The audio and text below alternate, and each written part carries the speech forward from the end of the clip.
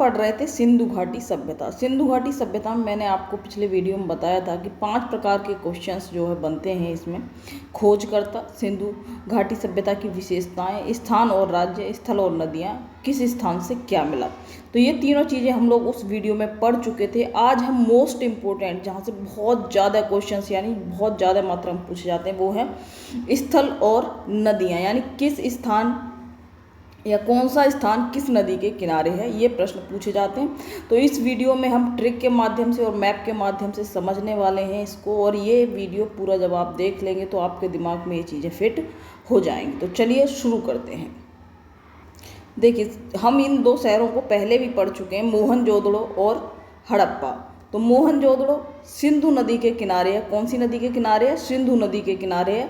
और ये भी प्रश्न पूछा गया है कि कौन से तट पर है उसके, तो दाहिने तट पर है। मैंने बताया भी था कि मोहनजोदड़ो में ये दा है और दा से दाहिने तट पर है। मोहनजोदड़ो में ही विशाल स्नानागार मिला है। ठीक है, स्नानागार जैसे कि आजकल जो है घर में स्विमिंग पूल बना देते हैं, उस तरीके का है। ठीक है, तो इसको भी हम समझेंगे अगले वीडियो में, जानेंगे जब इनको पढ़ेंगे कहाँ से क्या चीज़ मिली है। उसके बाद आता है हड़प्पा। हड़प्पा कौन सी नदी के किनारे है? रावी नदी के बाएं तट पर है। ठीक है, तो हड़प्पा कहाँ पर है? रावी नदी के बाएं किनारे पर है। मोहनजोदड़ो दाहिने किनारे पर है सिंधु नदी के। अब देखिए कालीबंगा। कालीबंगा कहाँ पर है? राजस्थान में। मैंने बताया था कि कालीबंगा का अर्थ होता है काली चूड़ियाँ, और आपने देखा होगा कि राजस्थान में लोग जो है, औरतें काले कलर की जो है कपड़े और काली चूड़ियाँ पहनकर डांस करती हैं। तो कालीबंगा किसके जो है कहाँ पर है? राजस्थान में है। कौन सी नदी के किनारे है? घग्गर। ऐसे राखीगढ़ी ये हरियाणा में है, पर ये कौन सी नदी के किनारे है? ये भी घग्गर नदी के किनारे है। यहाँ पर ट्रिक क्या होती है कि काली चूड़ी और राखी घर घर में मिलती हैं या घर घर होती हैं। ठीक है, तो काली चूड़ी और राखी घर घर होती है, ये ट्रिक बन गई। काली चूड़ी यानी कालीबंगा, राखी से राखीगढ़ी, घग्गर यानी घर घर। घर घर का मतलब होता है घग्गर नदी। ठीक है, तो ये हमारी ट्रिक। चलिए अब आगे चलते हैं। लोथल। लोथल कहाँ पर है? गुजरात में है। कौन सी नदी के किनारे है? भोगवा नदी के किनारे है। ये बंदरगाह है। अगर प्रश्न पूछा जाता है कि सिंधु घाटी सभ्यता में 4 स्थानों के नाम दिए होंगे कि कौन सा स्थान बंदरगाह या पत्तन के रूप में था सिंधु घाटी सभ्यता के लोगों के लिए, तो वो था लोथल। तो लोथल का हमने ट्रिक बनाई है, लो इसी थल पर भोगना पड़ेगा। इसी स्थल यानी लोथल, थल का आपको पता है जमीन। तो अगर आप कोई भी गलत काम करते हैं तो आपको इसी थल या स्थल पर भोगना पड़ेगा। तो ये हमारी ट्रिक हो गई, लो थल इसी पर भोगना पड़ेगा। भोगना से मतलब भोगवा नदी। ठीक है, इसी स्थल या थल लोथल। लोथल किसके किनारे है? भोगवा नदी के किनारे है। लोथल क्या है? गुजरात में है, और ये बंदरगाह या पत्तन था जो सिंधु घाटी सभ्यता के लोगों के लिए। अब आगे चलते हैं। अगला है रोपड़। रोपड़ कहाँ पर है? पंजाब में। कौन सी नदी के किनारे है? सतलज नदी के किनारे है। ठीक है, तो रोपड़ पंजाब में है। ये प्रश्न पूछा जाता है किस राज्य में है और कौन सी नदी के किनारे है? सतलज। अब इसको जो ट्रिक बना लेते हैं। रो पड़ता है जिसकी 7 लाज भंग हो जाती हैं। ठीक है, यानी कहते हैं ना जिसकी लाज भंग हो जाती है तो वो औरत या जो भी है रोने लग जाती है। तो रो पड़ता है जिसकी 7 लाज भंग हो जाती है। ये ट्रिक बना ली हमने।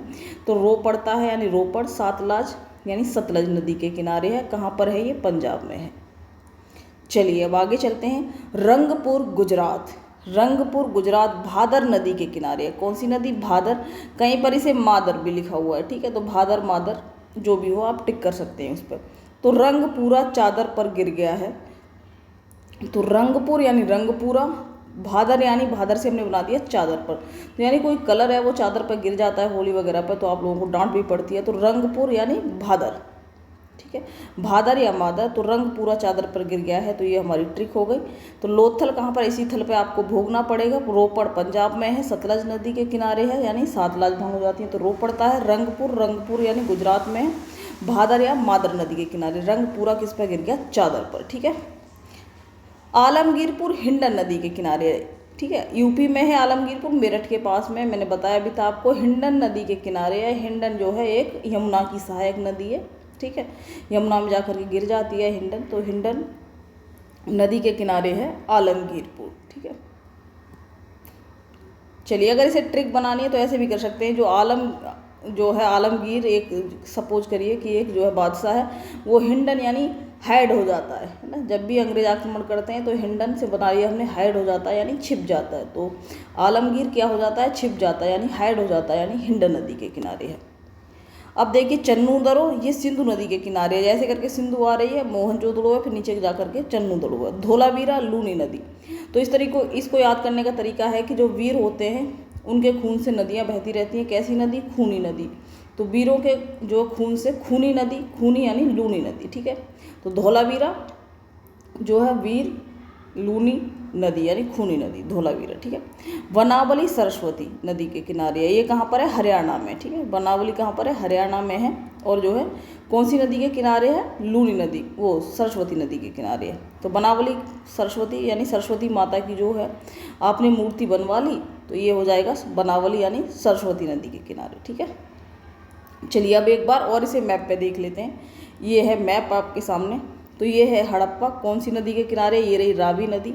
इसके बाद आ जाता है मोहनजोदड़ो और चन्नू दड़ो, दोनों सिंधु नदी के किनारे हैं, ठीक है। ये रहा कालीबंगा, ठीक है, कालीबंगा। और हमने दो चीज़ें पढ़ी थी, एक तो था कालीबंगा और दूसरा कौन सा स्थान था, जो है राखीगढ़ी। ये कौन सी नदी के किनारे थे, घग्गर नदी के किनारे।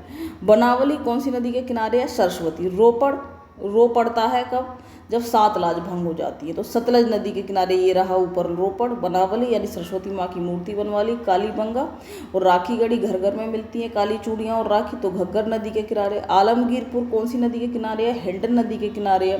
लोथल, इसी पर तुम्हें भोगना पड़ेगा, तो भोगवा नदी। रंग पूरा गिर गया जो है कौन सी चादर पर, तो भादर, ठीक है, भादर या मादर नदी के किनारे। तो ये हमने पढ़ा था कि, तो चलिए थैंक यू। अगली वीडियो में हम लोग पढ़ने वाले हैं जो है कहाँ से हमें क्या स्थल, मतलब किस स्थान से क्या चीज़ मिली थी, उस चीज़ को हम लोग पढ़ने वाले हैं।